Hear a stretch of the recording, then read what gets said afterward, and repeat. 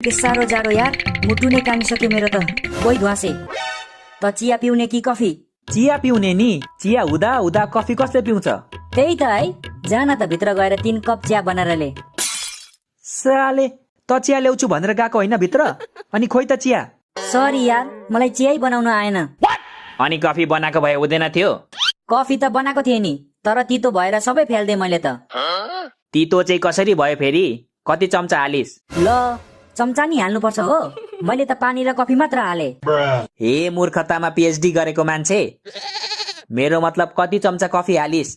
1 चम्चा, 2 चम्चा, 3 चम्चा कति? म भन्छु तर तिमीहरू रिसाउन पाउँदैनौ है। रिसाउँदिनम के? भन कति चम्चा हालिस्? यसले पक्का 6-7 चम्चा कफी हालेको हुनुपर्छ, त्यसैले तितो भयो। साँच्चै भन्नु पर्दा मैले 3 मात्र हालेको थिएँ।